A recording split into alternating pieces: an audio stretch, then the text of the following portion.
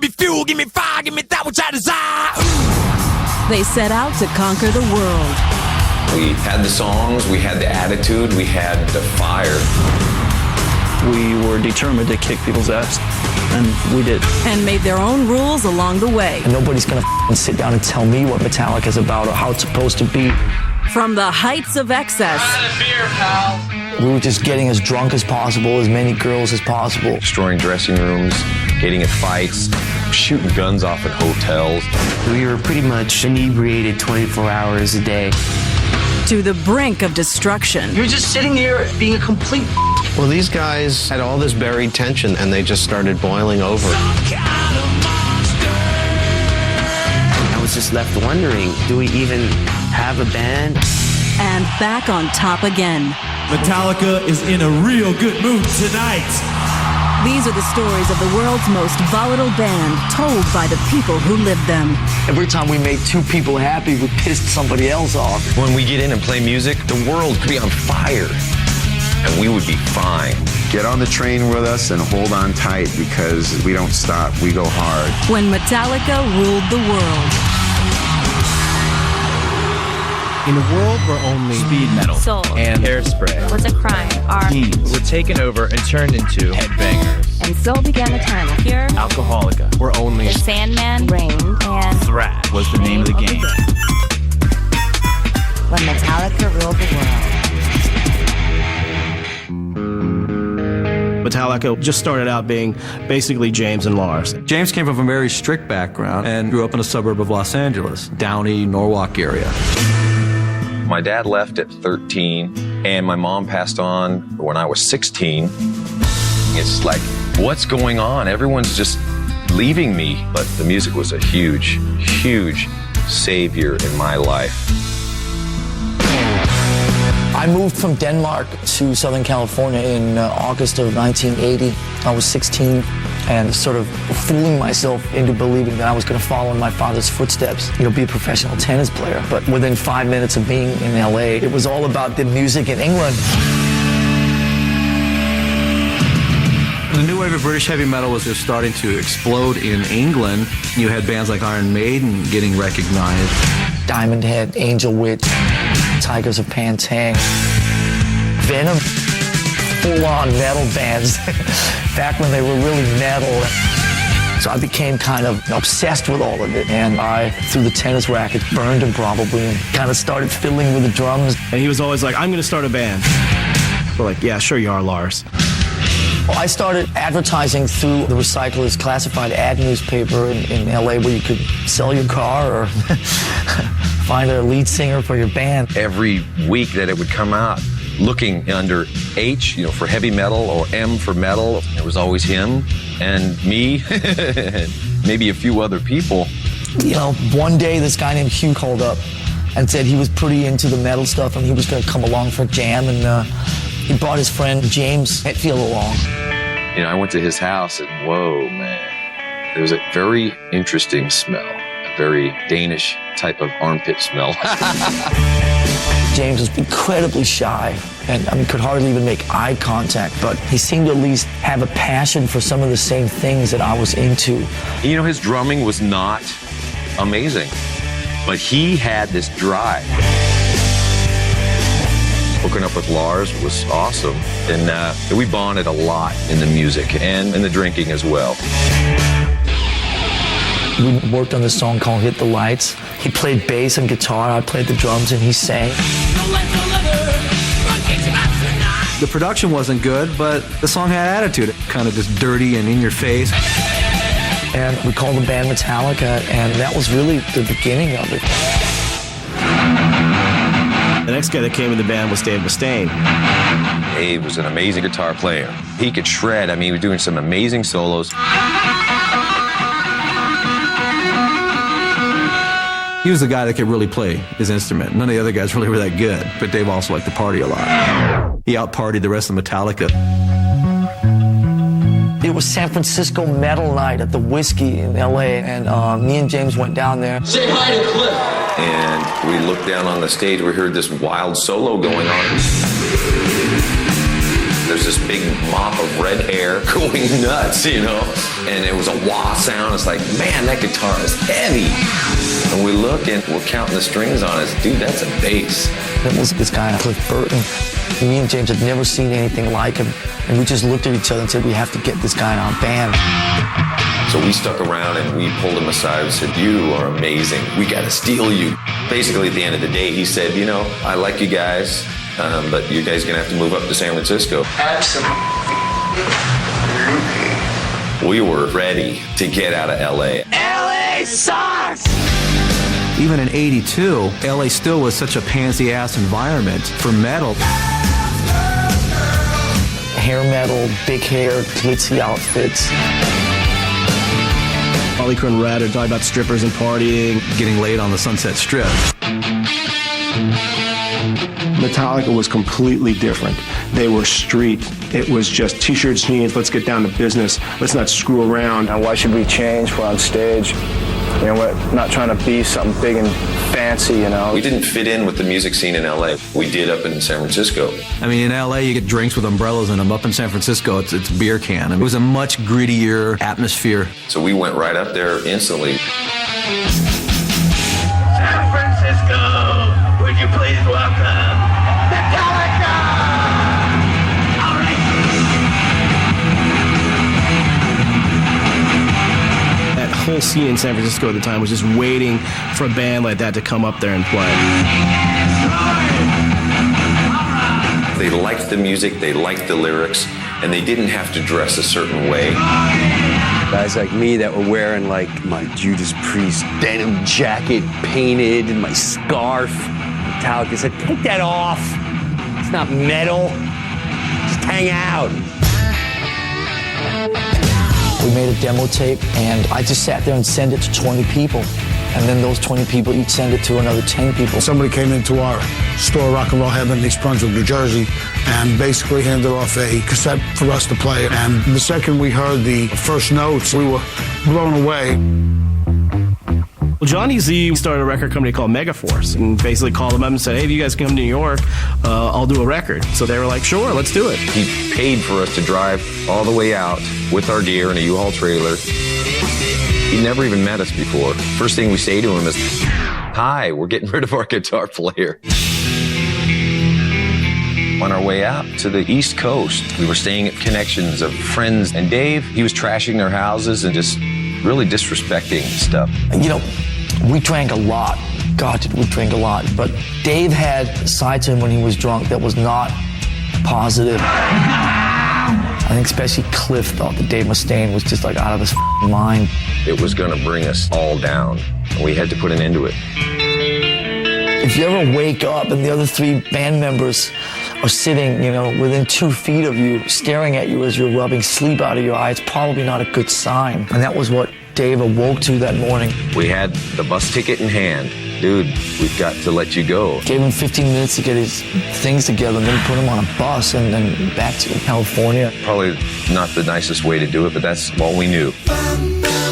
So me and James got roaringly drunk about 10 or 11 in the morning and went sightseeing. Start spreading the news. We went to the top of the Empire State Building and just started drinking. And whatever that did for us, it helped. That same night, Kirk Hammett came out from San Francisco, who was the lead guitar player of this band, Exodus. When I arrived, it was about, I'd say 7 o'clock in the evening. These guys were just getting up.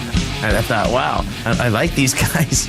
He set up his gear. We played Seek and Destroy, and about halfway through Seek and Destroy, I remember me and James looked at each other and kind of just nodded, and we knew that it was the right thing.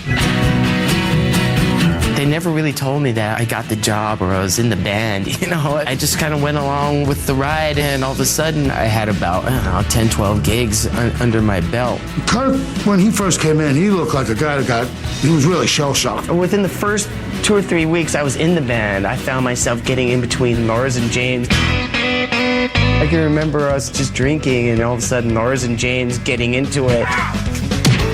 James pushed Lars, and Lars fell into his drum kit. And Lars got up and started running toward James and tackling him. And me getting up and going, hey, whoa here, guys, come on. Little did I know that would be something I would be doing on numerous occasions over the next 20 years. Never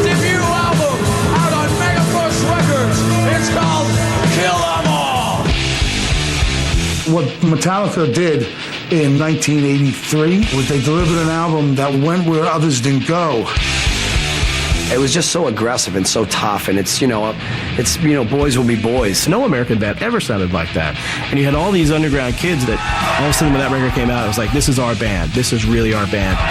We had a very, very pure vision back then. Just four guys who just loved to play metal. We didn't think too much, we just did it. We were just living in the moment. We had the songs, we had the attitude, we had the fire. We were out to conquer the world. Coming up, Metallica drinks to success. Everyone was calling us Alcoholica. We were proud of that. We're living the rock and roll dream, and we can drink more than you. And later, they get filthy clean. We would tell our tour manager, when we go off stage, we want the showers running and girls in there ready and willing to bathe us. Next on When Metallica Ruled the World.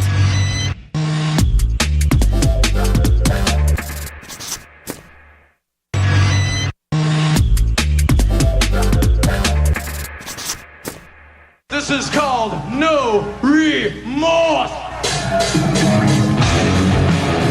In 1983, Metallica definitely were heroes of the underground. Kill 'Em All came out, and they went out and toured, and people saw how great they were live.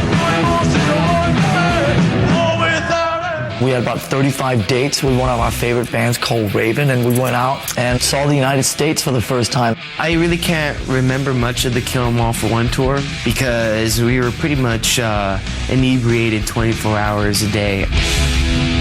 It was a bunch of 19-year-old kids who were basically given a carte blanche to just go out and rage and pillage. Destroying dressing rooms, getting in fights, fighting each other.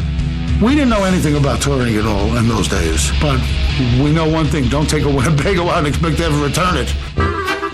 This poor Winnebago just died an ugly death. The trailer didn't have a top when it ended. It was probably the odor of all the alcohol that just killed it. I mean, it was crazy.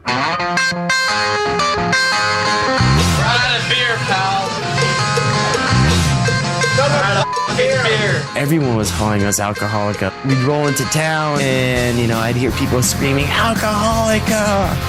The name just stuck. If you don't start drinking, I'm gonna leave. We were proud of that.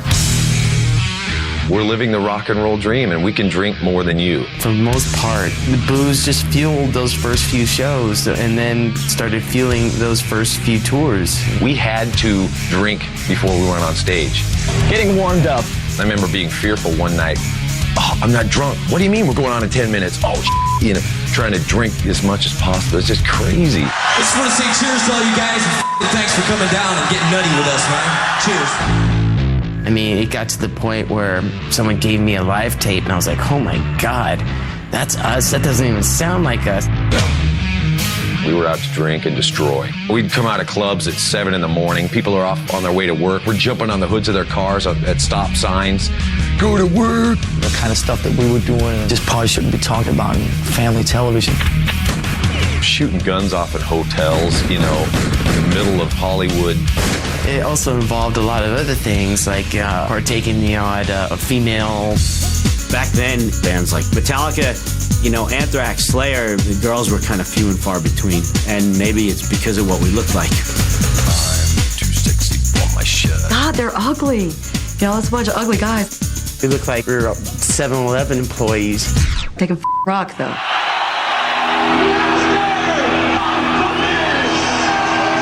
In 1986 was when Master of Puppets came out, and then they went out and did that Aussie tour.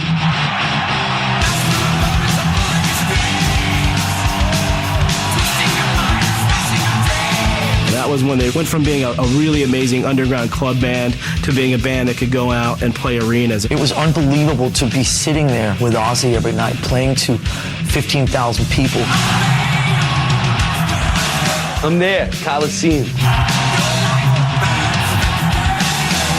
The place was packed.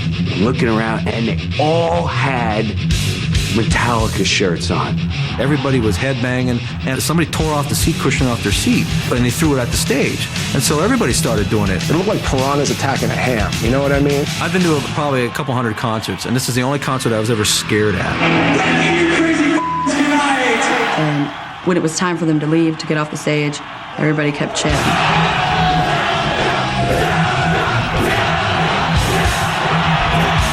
This is the Ozzy concert, right? Like, Ozzy's definitely coming on. They were blowing Ozzy off the stage. I mean, they were just a monster band. We were out to take over the heavy metal scene. We were just having fun. You never actually got a chance to think that there was anything else that could be. We were with Ozzy in the States till late May, and then Europe after that. Until next year. Yeah, we're pretty much on the road. It was a night like most of the rest of them on that tour. Play a show, hang out, drink, and stumble onto the bus. That night we were in Sweden. We were on our way to Denmark for a show. Me and Cliff were the last two people up. I went to bed before he did. The next thing that happened was I just remember hearing these loud noises. It wasn't an earthquake, it was the back wheels of the bus jumping. The bus flipped and was rolling. And I thought, oh my God, we're going off a cliff or something. The bus, went over on a side, and I kicked out the back window, which is the emergency window. I don't know what it was, 15-degree weather outside. We're all in our underwear. I just started freaking out. And I just knew instantly that something was horribly wrong. I could hear everyone else screaming and crying, but I didn't hear Cliff's voice. But it was all kind of odd because we were standing there going like, where's Cliff? And turn around, I could see Cliff's feet sticking out from underneath the bus. There's no movement, there's no nothing. And that was just something that I'll never forget. The vision is just, it's burnt into my mind. It took days, weeks to be able to just understand that had gone down. It's one of those things you relive over and over. You think so much about, and you try and change it in your mind. It was so surreal because death and mortality, that was not part of the gig, you know what I mean? I felt like an orphan, It felt like I had lost, an older brother. It was so sad that he was taken at such a young age. Shortly after his funeral, we all decided Cliff would be the last one to say, let's give up. That would pissed him off, immensely. We had to keep going because it was the only thing we knew. We talked about it and we wanted to keep the spirit of Cliff Burton alive and well in Metallica. And to stop Metallica would to stop that spirit.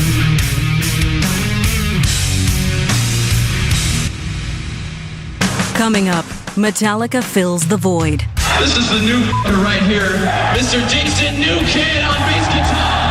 They hazed the hell out of that guy. It was far from easy. And later, group therapy. The higher we ascend, the more challenging it will be. We were all off in our own little childish worlds, so we needed that help. Next on When Metallica Ruled the World.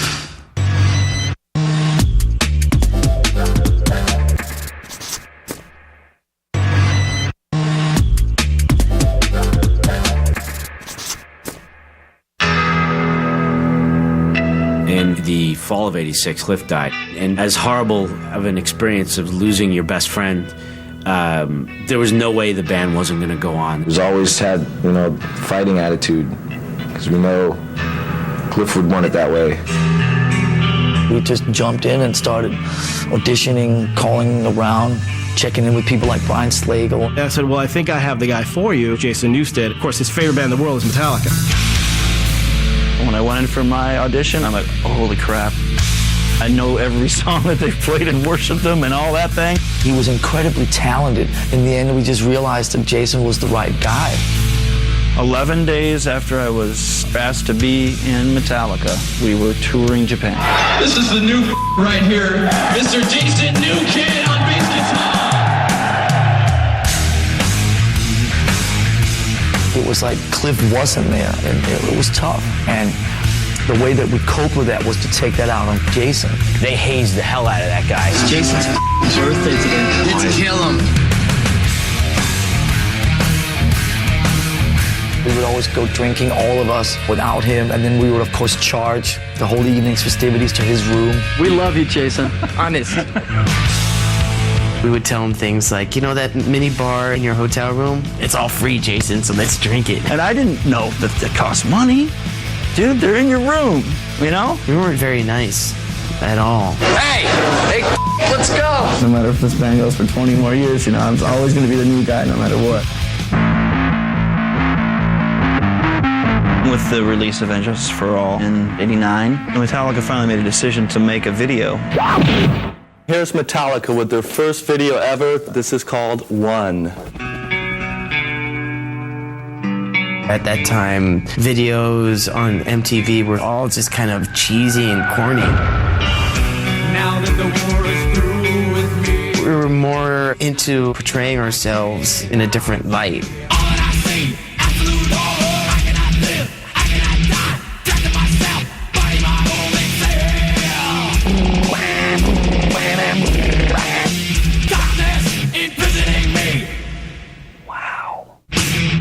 Television had the power to show the people what Metallica looked like and sounded like and make it almost a household name. When the One video came out, it exposed millions of new people to Metallica. They were on the brink of, if you haven't heard of us, guess what? You will. Me and James wrote what became the Black Album in probably about 3 months or so over the summer of 1990. It was a constant battle between Lars and I. Do you want to hear it with vocals? Go sing it. Just one verse and one chorus. All that. You know, we'd be fighting over ridiculous things that didn't matter. We'll fight for hours over it. The vocal line goes exactly with the guitar. But the conflict and just the static created this electricity that we were hitting a new peak in everything. When that album started taking shape, it was just like one great song after another.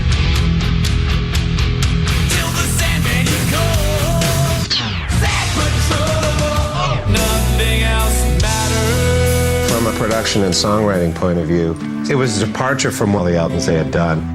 Songs that were a bit different, a bit more melodic, a little more personal. It was an amazing record, and it kind of had the feeling of keeping their old fans happy, but also kind of crossing the boundaries into new stuff.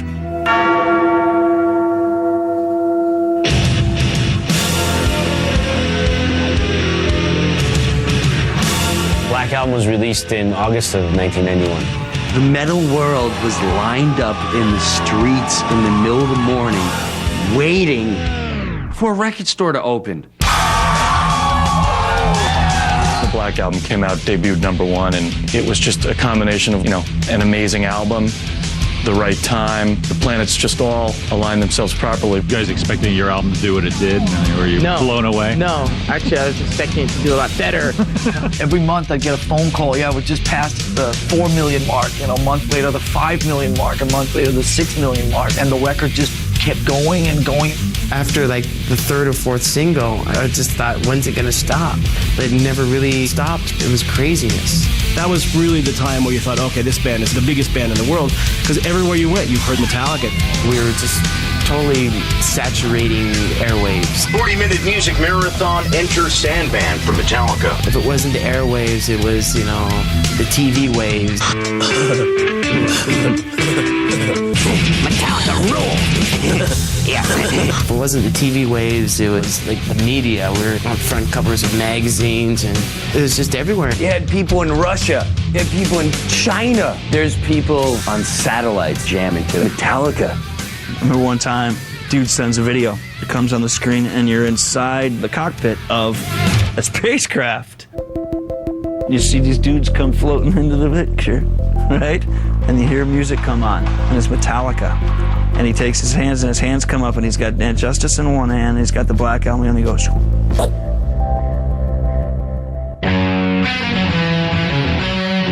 I love them. They're my favorite band.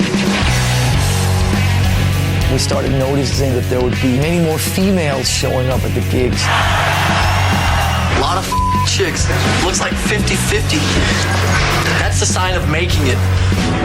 We got to a point where we would tell our tour manager, when we go off stage, we want you guys to have The shower's running, and girls in there ready and willing to bathe us. They became known as tub tarts. The guys on the crew would go out and ask young, willing females if they're willing.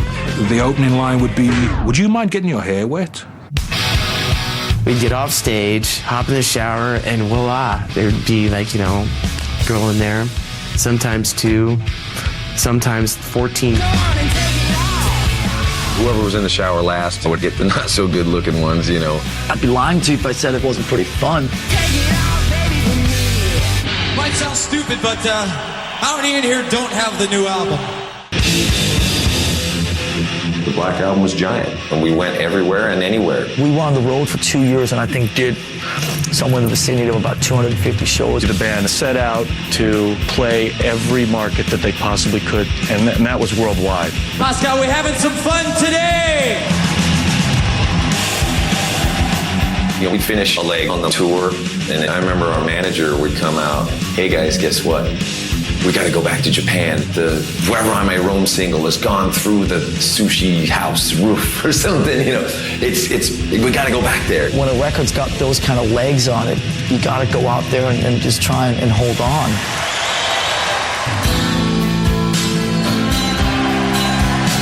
We were out on tour one evening in August '92 in Montreal. We go out there and play our set. Everything's fine, the audience is grooving. During the song Fade to Black, I moved for some reason. I was right over a canister that would shoot up a 12-foot chemical flame. I just went,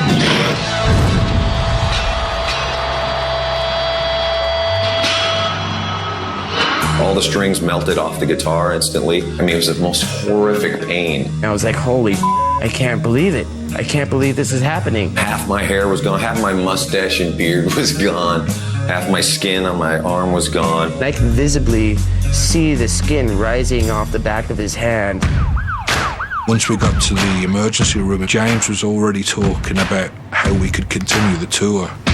The Metallica attitude is, okay, that happened, but that's not going to stop me from doing this. James would not be able to play guitar for quite a while, but he could continue singing. So we got another guitar player, and we were up and running again within 2.5 weeks.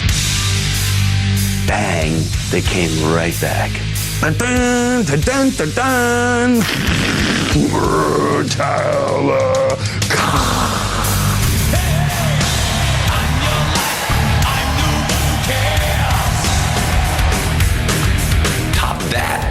Some other band. It was far from easy, but we were determined to kick people's ass, and we did. We knew that ride was only going to come by once, so we grabbed it and definitely had fun with it. You get one chance for a phenomenon, and that was our phenomenon.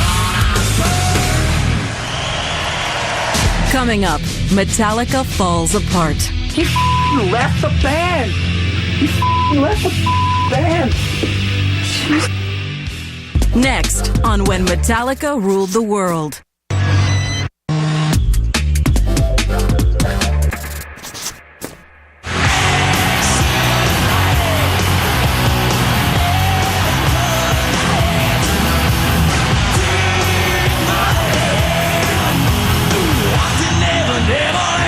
After the Black Album tour of almost 3 years, I could not believe that it was over.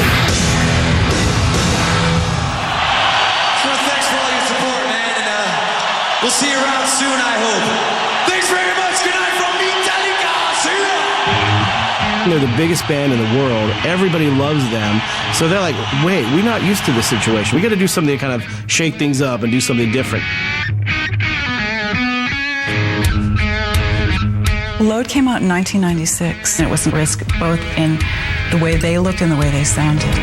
Just like the curse, just like the stray.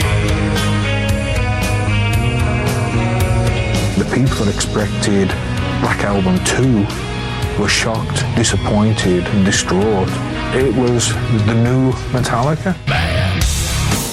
Sort of like we have short hair now, and we kind of dress like we work at funeral homes, and we drink martinis, but now we play songs that are kind of bluesy. kind of wish I was like really close friends hanging out, like, dude, love everything, but listen, you don't need the eyeliner. You know, we got arrested by the heavy metal police. Pull over, you know, you're not metal anymore, look at you. It seemed to really affect people, and I really don't know why. At that time, that felt right. And nobody's gonna sit down and tell me what Metallica's about or how it's supposed to be. We were in the studio working on a track for Mission Impossible 2, and all of a sudden we found out that it was available on Napster. We got online and checked it out and started to see the volume of songs that were being traded and started to realize that this is something that's beyond our control. We controlled Metallica. So it was these let's go after them. I'm Kurt Loder with MTV News. Napster, the controversial music swapping website, got a very special delivery on Wednesday when Metallica drummer Lars Ulrich showed up at the company's headquarters in San Mateo, California. On April 14th, Metallica filed a lawsuit against Napster for basically encouraging people to steal and trade our music. Suing Napster from a publicity standpoint was probably the biggest misstep in Metallica's career. I think it's about the most unhip thing that I've ever seen a big rock star do. How much money does Metallica already have? Do they really need more money? I used to like Metallica a lot, but the fact that they're doing this, I'm really upset about it. All of a sudden, we were just like anti-music fan because we were anti-Napster. You know, we were the bad guys. We were these greedy rock stars. People branded us that. Lars, for all the flack he took in the beginning, he was right. Sure enough, it has become a big problem. But at the time, they certainly were public enemy number one. It was just one more thing that was kind of looking bad for Metallica at the time. By the summer of 2000, there was a lot of tension within the band between the three guys and Jason. Calm down. I'm trying to. Are you stressed out? Just a little bit. It kind of felt like it built up over the last 14 years. Really, ever since he came in the band, he was always battling for position. There was some stuff that wasn't dealt with when Cliff passed away that made Jason definitely the outsider. Jason wasn't getting a lot of his music in Metallica, and so he wanted to do side projects. Echo Brain was actually one of the projects that I had ongoing, and we started getting kind of serious, and we started playing more and more together. James saw it as a betrayal. He just freaked out. Man, that was such a sore subject, and you know, I dragged Lars into it saying, hey, we can't let Jason go off and do this stuff. Echo Brain's music was so different than Metallica's music. I couldn't fathom how it would change the fan base of Metallica in any negative way. We were on separate pages, I mean, completely separate ideas on what was going on. So we called a band meeting. We all got together in this hotel room, and Jason just dropped the bomb right off the bat. I mean, I asked James straight up, dude, you can't be in a band with me if I do Echo Brain, right? He says yes. I said, then I have to go. I am leaving the band. I don't think you can properly weigh the magnitude that his departure had on Metallica. And when he left, it shook them to the core. He left the band, period. He left the band. Jeez. But one good thing came out of that. That was when we hooked up with Phil Toll.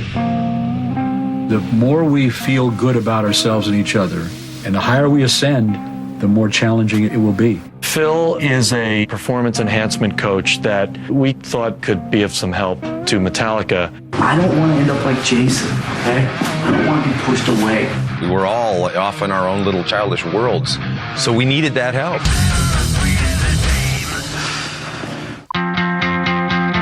We're here, and the camera's here, and my friend the Boom is here. You want me to play the music? Yeah. The band was going into the studio for the first time in 5 years, and Bruce Sinofsky and I were hired by the record company to do maybe 5 minutes of promo footage. And as soon as we arrived, the hit the fan, and they're having therapy. To me, it's not going to be a matter of whether the cameras are in play, but whether or not you guys are free enough to risk being seen by other people.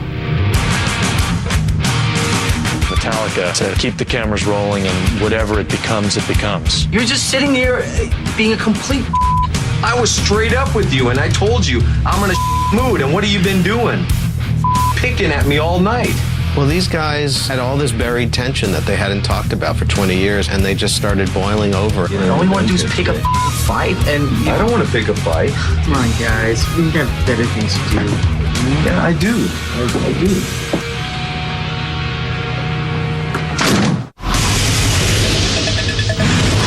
Metallica frontman James Hetfield has entered a rehabilitation facility to undergo treatment for alcoholism and other undisclosed addictions.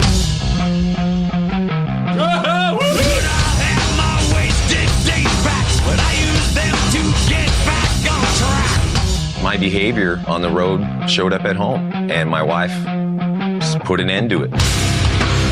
She said, "You're not a good influence on our children, and you're certainly not the person I'd like to be around." And she threw me out of the house. There was no other choice than to check in somewhere.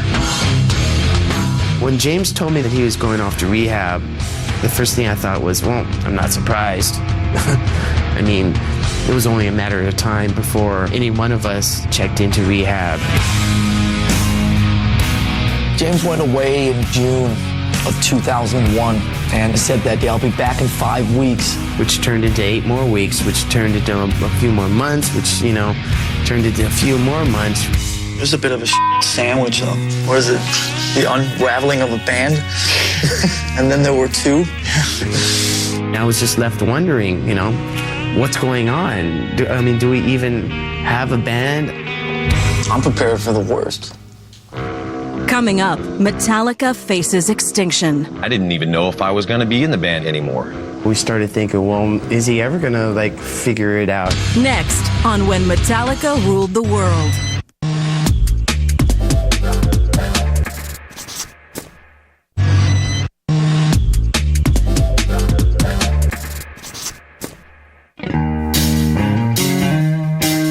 During the entire period where James was in rehab, Metallica looked like it was falling apart. The longer James chooses to stay away from dealing with us, the further we drift apart. He was away for months and months and months. Even by the time he came back to San Francisco, he was still doing his own thing. I had to step up and take care of myself. My life was filled with other things, connecting with family again, trying to save my marriage, seeing my kids. I didn't even know if I was going to be in the band anymore. We started thinking, well, is he ever going to, figure it out? It took a lot of thinking. What's going on in my head now? Where am I at? What do I need in my life? A lot of stuff. Eventually, he did tell us that he was ready. Anyway, here we are. Play a riff.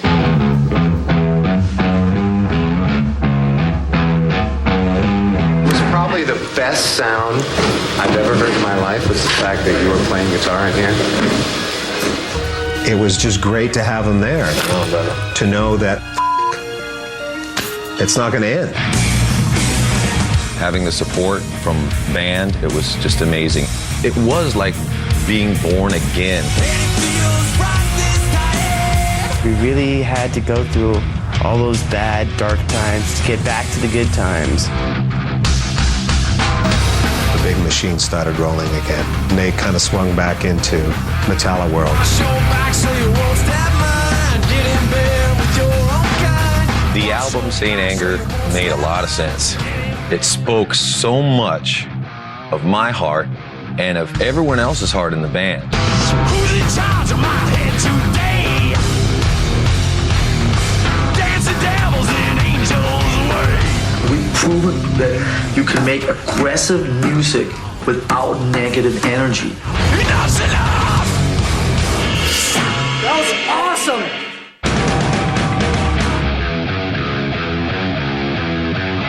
Towards the end of the Saint Anger cycle, we realized, okay, now we have to get a bass player because now we have to take this elsewhere.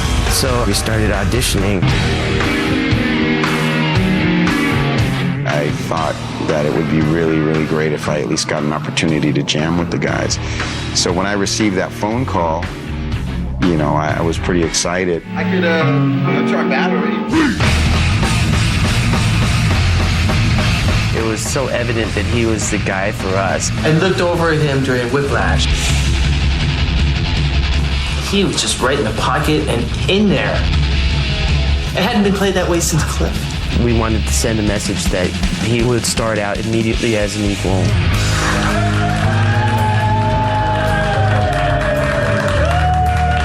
To show you how serious we are about this, offer you $1 million to join our band right now.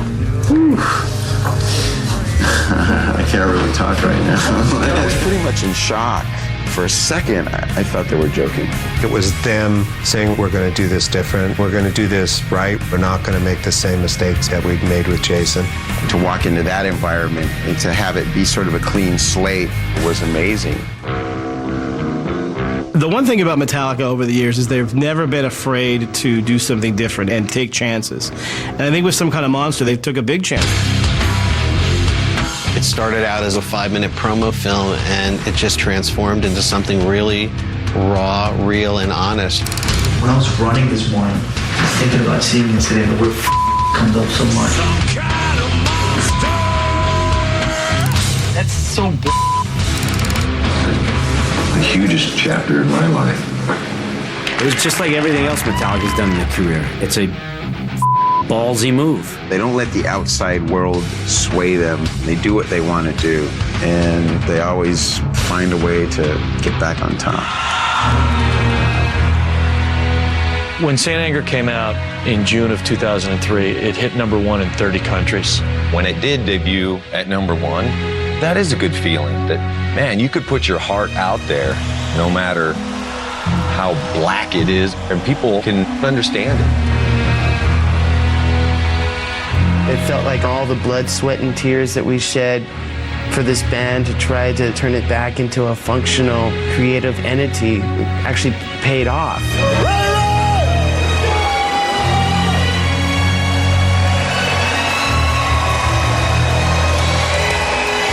From the minute they took the stage for the first time, they felt that they had overcome so much that they truly felt bulletproof. Metallica is in a real good mood tonight. Metallica is in better shape than it's ever been before. And when you've been doing something like this for 22 years, that's a pretty big statement. It seemed for a long time like we would never really make it to this point. All right. But we're still here and we're still kicking ass. Get on the train with us and hold on tight, because we don't stop. We go hard. We still rule the world.